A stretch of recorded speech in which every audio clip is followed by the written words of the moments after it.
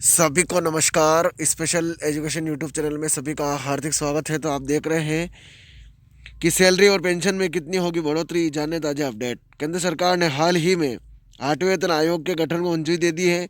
यह फैसला सरकारी कर्मचारी और पेंशन भोगियों के लिए बड़ी खुशखबरी है। 8वें वेतन आयोग सरकारी कर्मचारियों के वेतन भत्ते और पेंशन में संशोधन की सिफारिशें करेगा। इससे लगभग 50 लाख केंद्रीय कर्मचारियों और 65 लाख पेंशन भोगियों को लाभ मिलने की उम्मीद है। आगे ये है, प्रधानमंत्री नरेंद्र मोदी की अध्यक्षता में हुई कैबिनेट की बैठक में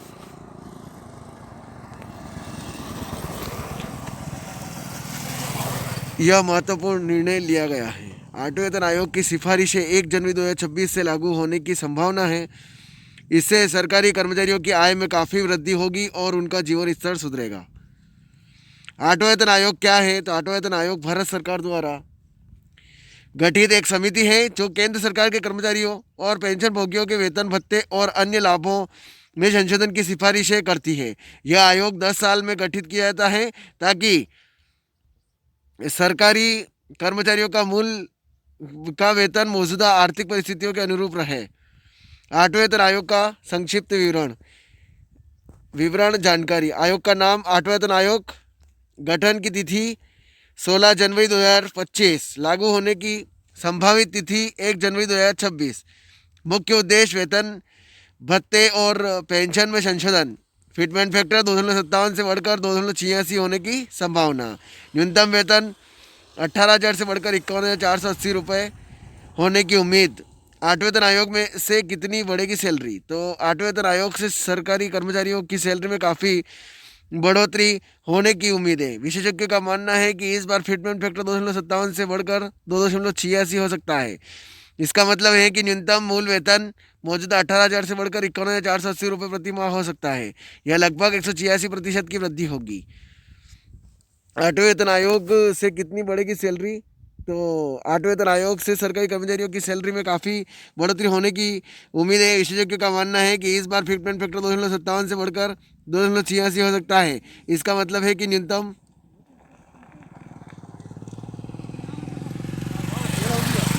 मूल वेतन मौजूदा 18,000 से बढ़कर 51,480 रुपये प्रति माह हो सकता है। यह लगभग 186% की वृद्धि होगी। सैलरी वृद्धि का अनुमान। न्यूनतम मूल वेतन 18,000 से बढ़कर 51,480। वेतन वृद्धि लगभग 25% से 35%। अधिकतम वेतन 2,50,000 से बढ़कर 3,50,000 हो सकता है। 8वें वेतन आयोग से पेंशन में कितनी बढ़ोतरी होगी? तो 8वें वेतन आयोग से पेंशन भोगियों को भी बड़ा लाभ मिलने की उम्मीद है। विशेषज्ञों का मानना है कि पेंशन में लगभग 30% तक की वृद्धि हो सकती है। 7वें वेतन आयोग में न्यूनतम पेंशन 3,500 से बढ़कर 9,000 की गई थी। 8वें वेतन आयोग में यह बढ़कर 22,500 से 25,000 के बीच हो सकती है। पेंशन वृद्धि का अनुमान। न्यूनतम पेंशन 9,000 से 22,500 25,000 तक। पेंशन वृद्धि लगभग 25 से 35%। अधिकतम पेंशन मौजूदा सीमा से 30% तक की बढ़ सकती है। 8वें वेतन आयोग की मुख्य विशेषता। वेतन में बड़ी वृद्धि। न्यूनतम वेतन में 186% की बढ़ोतरी संभव। पेंशन में सुधार। पेंशन में भी 25 से 35% तक की वृद्धि की उम्मीद। भत्तों में संशोधन। महंगाई भत्ता, मकान किराया भत्ता आदि में बदलाव। प्रदर्शन आधारित वेतन। कर्मचारियों के प्रदर्शन के आधार पर वेतन वृद्धि। यूनिफाइड पेंशन स्कीम, नई पेंशन योजना की शुरुआत। लाभार्थियों की बड़ी संख्या। 50 लाख कर्मचारी और 65 लाख पेंशन भोगी लाभान्वित होंगे। 8वें वेतन आयोग का प्रभाव। तो 8वें वेतन आयोग के लागू होने से सरकारी कर्मचारियों और पेंशन भोगियों के जीवन स्तर में सुधार होगा। इसके अलावा इसका अर्थव्यवस्था पर भी सकारात्मक प्रभाव पड़ेगा। खपत में वृद्धि। अधिक आय से बाजार में मांग बढ़ेगी। बचत में इजाफा। कर्मचारियों की बचत क्षमता बढ़ेगी। आर्थिक गतिविधियों को बढ़ावा। अधिक खर्च से अर्थव्यवस्था को गति मिलेगी। सरकारी नौकरियों का आकर्षक। युवाओं में सरकारी नौकरियों की मांग बढ़ेगी। 8वें वेतन आयोग की कार्य प्रणाली। 8वें वेतन आयोग अपनी सिफारिशें तैयार करने के लिए निम्नलिखित कदम उठाएगा। डेटा संग्रह, अब डेटा संग्रह के बारे में बात करें तो कर्मचारियों और पेंशन भोगियों से संबंधित आंकड़े एकत्र करना। विश्लेषण, मौजूदा आर्थिक स्थिति और महंगाई का अध्ययन। डेटा संग्रहण, कर्मचारियों और पेंशन भोगियों से संबंधित आंकड़े एकत्रित करना। विश्लेषण, मौजूदा आर्थिक स्थिति और महंगाई का अध्ययन। परामर्श, विभिन्न हितधारकों से विचार विमर्श। तुलनात्मक अध्ययन, निजी क्षेत्र के वेतन से तुलना।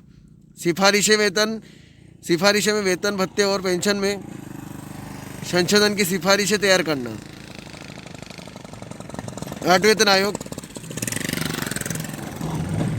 का समय सारणी। तो 8वें वेतन आयोग की सिफारिशें लागू होने में लगभग 2 साल का समय लग सकता है। संभावित समय सारणी इस प्रकार है। जनवरी 2025 में आयोग का गठन। जून जुलाई 2025 आयोग की रिपोर्ट तैयार करना। अक्टूबर नवंबर 25 में कैबिनेट द्वारा रिपोर्ट की समीक्षा। 1 जनवरी 2026 नए वेतन आयोग लागू। आगे इसमें यह है 8वें वेतन आयोग से जुड़े महत्वपूर्ण तथ्य। यह 10 साल बाद गठित किया जा रहा है। इसमें एक अध्यक्ष और 2 सदस्य होंगे। यह केंद्र और राज्य सरकार से परामर्श करेगा। इसकी सिफारिशें राज्य सरकारों पर भी लागू हो सकती है। यह महंगाई भत्ते की गणना का फार्मूला भी तय करेगा। 8वें वेतन आयोग का इतिहास। भारत में वेतन आयोगों का इतिहास 1946 से शुरू होता है। अब तक 7वें वेतन आयोग गठित किए जा चुके हैं। पहला वेतन आयोग 1946 से 47, दूसरा वेतन आयोग 1957 से 59, तीसरा वेतन आयोग 1970 से 73, चौथा वेतन आयोग 1983 से 86, पाँचवा वेतन आयोग 1994 से 97, छठा वेतन आयोग 2006 से 2008 और सातवां वेतन आयोग 2016। और आगे इसमें यह है कि 8वें वेतन आयोग की चुनौतियां। 8वें वेतन आयोग को कुछ चुनौतियों का सामना करना पड़ सकता है। बजटीय प्रभाव, सरकार पर अतिरिक्त वित्तीय बोझ, मुद्रास्फीति, वेतन वृद्धि से महंगाई बढ़ने का खतरा, निजी क्षेत्र से तुलना, निजी क्षेत्र के वेतन से संतुलन बनाना, राज्य सरकारों पर प्रभाव, राज्यों पर भी वेतन बढ़ाने का दबाव, कर्मचारियों की अपेक्षाएं तो उच्च अपेक्षाओं को पूरा करना। निष्कर्ष ये है 8वां वेतन आयोग सरकारी कर्मचारियों और पेंशन भोगियों के लिए एक बड़ा अवसर है। इससे उनके वेतन और पेंशन में काफ़ी वृद्धि होने की उम्मीद है। यह न केवल उनके जीवन स्तर को सुधारेगा बल्कि अर्थव्यवस्था को भी गति देगा।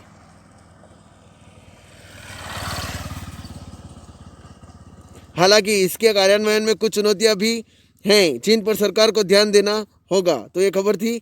ज़्यादा ज़्यादा शेयर करें, लाइक करें, कमेंट करें आपको खबर कैसी लगी। और आप मेरे चैनल पर यानी स्पेशल एजुकेशन यूट्यूब चैनल पर नए हैं तो चैनल को सब्सक्राइब जरूर करें, बेल आइकन को प्रेस करें ताकि इस प्रकार की नोटिफिकेशन और इस प्रकार की नई नई खबरें आप तक जल्दी पहुंच जाए। जय हिंद, जय भारत।